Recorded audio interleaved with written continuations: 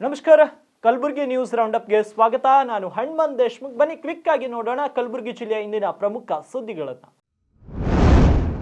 ಬೈದರ್ ಜಿಲ್ಲೆಯ ಭಲ್ಕಿ ತಾಲೂಕಿನ ದಾಡಿಗೆ ಕ್ರಾಸ್ ಬಳಿ ವಿಶ್ವಗುರು ಬಸವಣ್ಣನವರ ಪ್ರತಿಮೆಗೆ ಕಿಡಿಗೇಡಿಗಳು ಅವಮಾನ ಮಾಡಿರುವ ಘಟನೆಯನ್ನ ಖಂಡಿಸಿ ಚಿಂಚೋಳಿಯಲ್ಲಿ ಬೃಹತ್ ಪ್ರತಿಭಟನೆಯನ್ನ ನಡೆಸಲಾಯಿತು. ವೀರಶೈವ ಲಿಂಗಾಯತ ಸಮಾಜದ ವತಿಯಿಂದ ಪಟ್ಟಣದ ತಹಶೀಲ್ದಾರ್ ಕಾರ್ಯಾಲಯದ ಎದುರು ಪ್ರತಿಭಟನೆ ಮಾಡಿ ತಹಶೀಲ್ದಾರ್ ಮುಖಾಂತರ ಮುಖ್ಯಮಂತ್ರಿಗಳಿಗೆ ಮನವಿ ಪತ್ರವನ್ನ ಸಲ್ಲಿಸಲಾಯಿತು.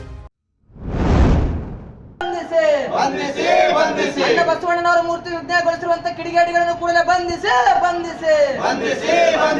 ಬೇಕೇ ಬೇಕು. ಜಿಲ್ಲಾ ಬಾಲ್ಕಿ ತಾಲೂಕಿನ ಬಸವಣ್ಣನವರ ಮೂರ್ತಿ ವಿಜ್ಞಾನಗೊಳಿಸಿರುವಂತಹ ಕಿಡಿಗೇಡಿಗಳನ್ನು ಕೂಡಲೇ ಬಂಧಿಸಿ ಬೇಕೇ ಬೇಕು. ಅಯ್ಯಯ್ಯೋ ಅಯ್ಯಯ್ಯೋ ಅನ್ಯಾಯ. ರೀಸೆಂಟ್ಲಿ ಆಗಿ ಬೆಂಗಳೂರಿನಲ್ಲಿ ತುಮಕೂರು ಸಿದ್ಧಗಂಗಾ ಮೂರ್ತಿಯವರು ಧ್ವಂಸ ಮಾಡಿದ್ರು. ಅವಾಗೇ ನಾವು ಸ್ಟ್ರೈಕ್ ಮಾಡಿ ಹೇಳಿದ್ದೇವೆ. ಜಿಲ್ಲಾಡಳಿತ ಮತ್ತು ತಾಲೂಕಾಡಳಿತ ಎಲ್ಲ ಮಹಾಪುರುಷರ ಪ್ರತಿಮೆ ಹತ್ರ ನಮ್ಮ ಆಡಳಿತ ವತಿಯಿಂದ CC ಕ್ಯಾಮ್ರಾ ಅಳವಡಿಸಬೇಕು. ಯಾಕಂದ್ರೆ ಇಂಥ ಘಟನೆ ಆಗಬಾರ್ದಂತ ಮರುಕಳಿಸಬಾರ್ದು ಅಂತ ತಿಳಿದೇವೆ.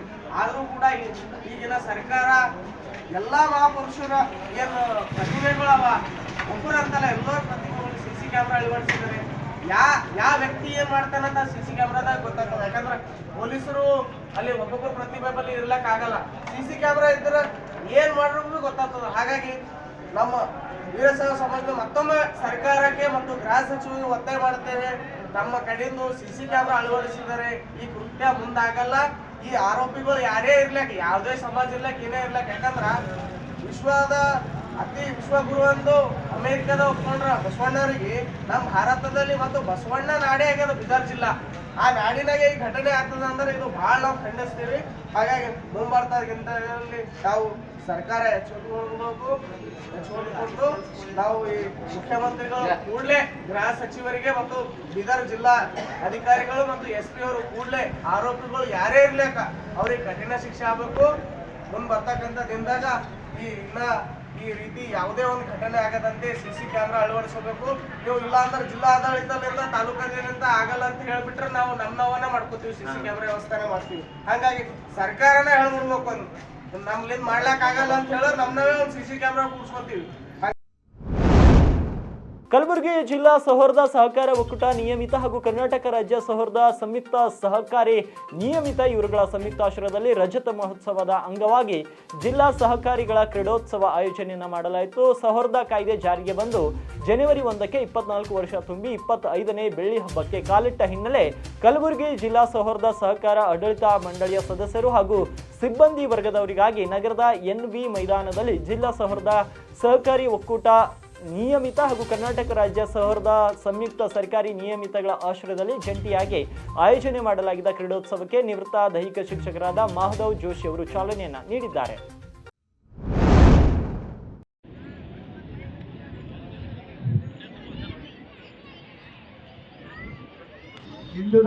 ಒಳ್ಳೆ bowling, good bowling, 6 runs from 3 balls.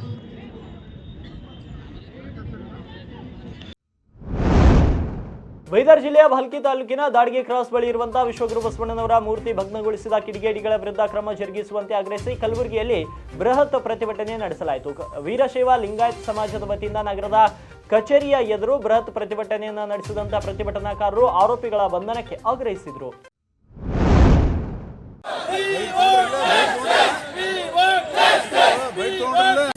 ಇದೊಂದು ಬೃಹತ್ ಕಾಲ್ನಡಿಗೆ ಜಾಥಾ ಮಾಡಿದ್ದೀವಿ. ಇದು ಉದ್ದೇಶ ಅಂತಂದರೆ 3 ಬೇಡಿಕೆಗಳಿವೆ ಸರ್. ನಮಗೆ 3 ಬೇಡಿಕೆಗಳೇನಂತಂದರೆ, ಮೊನ್ನೆ 12ನೇ ತಾರೀಕು ಬೀದರ್ ಜಿಲ್ಲೆಯ ಬಾಲ್ಕಿ ತಾಲೂಕಿನಲ್ಲಿ ಆಗಿರ್ತಕ್ಕಂಥ ವಿಶ್ವಗುರು ಬಸವಣ್ಣನವರ ಒಂದು ಪುತ್ಥಳಿಗೆ ಏನು ಅವಮಾನ ಆಗಿದೆ, ಅದು ನಮ್ಮ ಸಮುದಾಯಕ್ಕೆ ಆಗಿರ್ತಕ್ಕಂಥ ಅವಮಾನ. ಬರೀ ಪುತ್ಥಳಿಗೆ ಆಗಿರ್ತಕ್ಕಂಥ ಅವಮಾನ ಅಲ್ಲ, ಯಾಕಂತಂದರೆ ವಿಶ್ವಗುರು ಬಸವಣ್ಣನವರು ನಮ್ಮ ಸಮುದಾಯದ ಆತ್ಮ. ಹಾಗಾಗಿ ನಮಗೆ ಆತ್ಮಕ್ಕೆ ಧಕ್ಕೆ ಆಗಿರ್ತಕ್ಕಂಥ ಈ ಒಂದು ಸಂದರ್ಭದಲ್ಲಿ ವೀರಶೈವ ಲಿಂಗಾಯತ ಸಮುದಾಯದ ಪ್ರತಿಯೊಬ್ಬರು ಬಂದು ಇಲ್ಲಿ ಪ್ರೊಟೆಸ್ಟ್ ಮಾಡ್ತಾ ಇದ್ದೀವಿ. ಆ ಒಂದು ಕಿಡಿಗೇಡಿಗಳನ್ನು ಬಂಧಿಸಿ ಅವರಿಗೆ ಕಠಿಣ ಶಿಕ್ಷೆ ಕೊಟ್ಟು ಗಡೀಪಾರು ಮಾಡಬೇಕು ಅಂತಕ್ಕಂಥ ಒಂದು ಮಹಾನ್ ಬೇಡಿಕೆಯನ್ನು ನಾವು ಇವತ್ತು ಇಟ್ಕೊಂಡಿದ್ದೀವಿ. ಮತ್ತು ಅದೇ ರೀತಿಯಾಗಿ ಮೊನ್ನೆ ಜೇವರ್ಗಿ ನಗರದಲ್ಲಿ ಒಂದು ನಮ್ಮ ಸಮುದಾಯದ ಸಹೋದರಿ ಮಹಾಲಕ್ಷ್ಮಿ ಆತ್ಮಹತ್ಯೆ ಮಾಡಿಕೊಂಡಳು. ಅದಕ್ಕೆ ತಮಗೆಲ್ಲರಿಗೂ ಗೊತ್ತಿರ್ತಕ್ಕಂಥ ಕಾರಣ ಏನಂತಂದರೆ, ಆ ಒಂದು ಹುಡುಗ ಅವಳಿಗೆ ಪ್ರೀತಿಸುವ ಸಲುವಾಗಿ ಹಿಂದೆ ಬಿದ್ದು ಪೀಡಿಸ್ತಾ ಇದ್ದ. ಅದಕ್ಕೆ ಮನನೊಂದು ಹುಡುಗಿ ಆತ್ಮಹತ್ಯೆ ಮಾಡ್ಕೊಂಡಿರುತ್ತೆ. ಇದು ಮೇಲ್ನೋಟಕ್ಕೆ ಕಂಡಿರ್ತಕ್ಕಂಥದ್ದು. ಆದರೆ ನಾನು ಏನು ಆದೇಶ ಮಾಡ್ತೀನಿ ಅಥವಾ ತಮಗೆ ಆಗ್ರಹ ಮಾಡ್ತೀನಿ ಅಂತಂದರೆ, ಇದ್ರ ಹಿಂದೆ ಇರ್ತಕ್ಕಂಥ ಉದ್ದೇಶವನ್ನು ಕಂಡುಹಿಡಿದು ತಾವು ಶಿಕ್ಷೆ ಕೊಡ್ತಕ್ಕಂಥ ಪ್ರಮಾಣವನ್ನು ನಿಶ್ಚಯ ಮಾಡಿರಿ. ಯಾಕಂತಂದರೆ ಈಗ ಮೊನ್ನೆ ಗೊತ್ತಿರ್ತಕ್ಕಂಥದ್ದು ಆ ಹುಡುಗರ ಏಜ್ ತಿರುವಿ ಏನು ಮೈನರ್ ಅಂತ ಪ್ರೂವ್ ಮಾಡೋಕ್ಕೆ ಹೊರಟಿದ್ದೀರಿ. ಸೊ ಅದು ಕೂಡ ನಾವು ಇಲ್ಲಿ ಪ್ರಶ್ನೆ ಮಾಡ್ತೀವಿ. ಮತ್ತು ಆಟೋ ನಡೆಸ್ತಕ್ಕಂಥ ಹುಡುಗ ಲೈಸೆನ್ಸ್ ಬರಬೇಕಂತ ತಮಗೆಲ್ಲ 18 ವರ್ಷ ಆಗಿರಬೇಕು.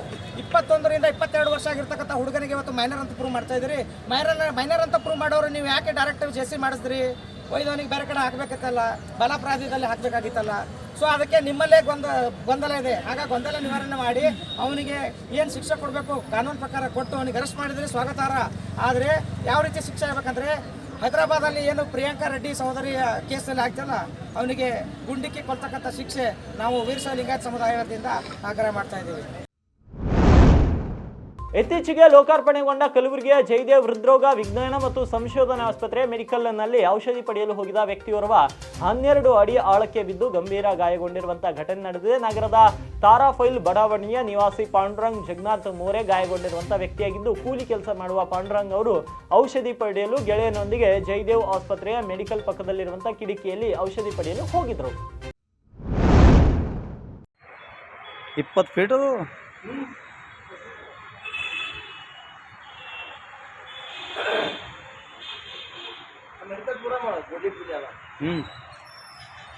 ಮಾಡಿ ನೋಡಿ.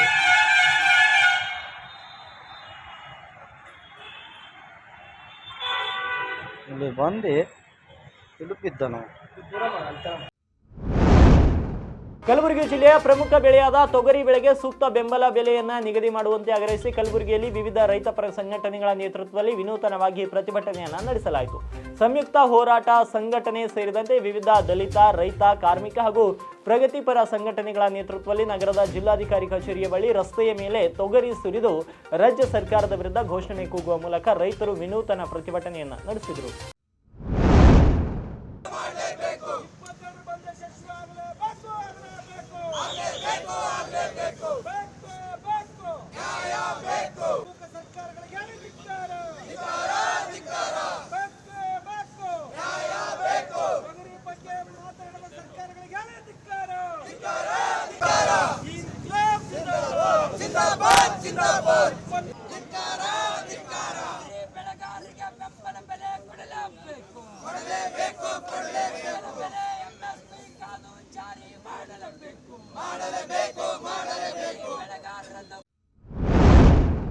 ಪ್ರಬುದ್ಧ ಡೆವಲಪ್ಮೆಂಟ್ ಫೌಂಡೇಶನ್ ವತಿಯಿಂದ ಮಾತೆ ಸಾವಿತ್ರಿಬಾಯಿ ಫುಲೆ ಮತ್ತು ಶೇಖ್ ಫಾತಿಮಾ ಅವರ ಜನ್ಮ ದಿನಾಚರಣೆ ಅಂಗವಾಗಿ ಫುಲೆ ರತ್ನ ಪ್ರಶಸ್ತಿಯನ್ನು ಪ್ರದಾನ ಸಮಾರಂಭದ ಆಯೋಜನೆ ಮಾಡಲಾಯಿತು. ಪ್ರಬುದ್ಧ ಡೆವಲಪ್ಮೆಂಟ್ ಫೌಂಡೇಶನ್ನ ಸಂಸ್ಥಾಪಕ ಅಧ್ಯಕ್ಷರಾದ ಧರ್ಮಣ್ಣ ಕೋಣೇಕರ್ ಅವರ ಅಧ್ಯಕ್ಷತೆಯಲ್ಲಿ ನಗರದ ಪತ್ರಕರ್ತರ ಸಾಂಸ್ಕೃತಿಕ ಸಭಾಭವನದಲ್ಲಿ ಏರ್ಪಡಿಸಲಾಗಿದ್ದಂಥ ಕಾರ್ಯಕ್ರಮವನ್ನು ಗುಲ್ಬರ್ಗ ವಿಶ್ವವಿದ್ಯಾಲಯದ ಕುಲಸಚಿವ ಡಾಕ್ಟರ್ ರಮೇಶ್ ಲಂಡನ್ಕರ್ ಅವರು ಡಾಕ್ಟರ್ BR ಅಂಬೇಡ್ಕರ್ ಮತ್ತು ಸಾವಿತ್ರಿಬಾಯಿ ಫುಲೆ ಹಾಗೂ ಶೇಖ್ ಫಾತಿಮಾ ಅವರ ಭಾವಚಿತ್ರಕ್ಕೆ ಪುಷ್ಪಾರ್ಚನೆ ಮಾಡುವ ಮೂಲಕ ಉದ್ಘಾಟಿಸಿದರು.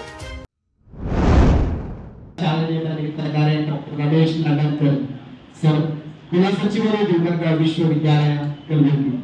ಚಪ್ಪಾಳೆ ಮೂಲಕ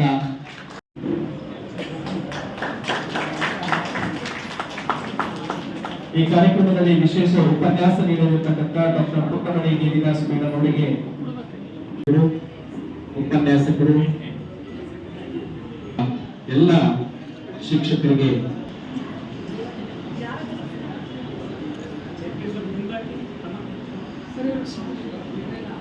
ಪ್ರಶಸ್ತಿಯನ್ನು ಸ್ವೀಕರಿಸಿರ್ತಕ್ಕಂಥ ಎಲ್ಲ ಪ್ರಶಸ್ತಿ ಪುರಸ್ಕರ್ತರಿಗೆ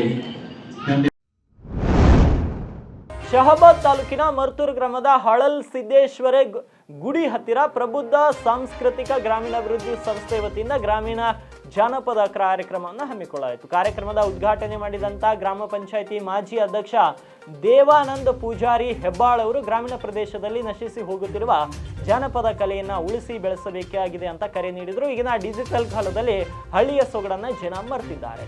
ಸೋಬನ ಪದ, ಜೋಗುಳ ಪದ ಮುಂದಿನ ಪೀಳಿಗೆಗೆ ತಲುಪಿಸುವ ಕೆಲಸವನ್ನು ಸಂಘ ಸಂಸ್ಥೆಗಳು ಮಾಡುವುದರ ಮೂಲಕ ಗ್ರಾಮೀಣ ಪ್ರದೇಶದಲ್ಲಿ ಕಲೆಯನ್ನು ಉಳಿಸಲು ಸಾಧ್ಯವಿದೆ ಎಂದರು. ಮುಂಬರುವ 902ನೇ ನಿಜ ಶರಣ ಅಂಬಿಗರ ಚೌಡಯ್ಯ ಜಯಂತಿ ಆಚರಣೆ ಮಾಡಲು ಕಲಬುರಗಿ ನಗರದ ಇಂದಿರಾ ಭವನ ಪಕ್ಕದಲ್ಲಿ ಅಂಬಿಗರ ಚೌಡಯ್ಯ ಪುತ್ಥಳಿ ನಿರ್ಮಾಣ ಮಾಡಬೇಕೆಂತ ಜೈ ಕನ್ನಡಿಗರ ರಕ್ಷಣಾ ವೇದಿಕೆ ಸಂಸ್ಥಾಪಕ ರಾಜ್ಯಾಧ್ಯಕ್ಷ ಸಚಿನ್ ಫರಹತಾಬಾದ್ ಅವರ ನೇತೃತ್ವದಲ್ಲಿ ಪ್ರತಿಭಟನೆ ನಡೆಸಿ ಜಿಲ್ಲಾಧಿಕಾರಿಗಳಿಗೆ ಮನವಿ ಪತ್ರವನ್ನು ಸಲ್ಲಿಸಲಾಯಿತು.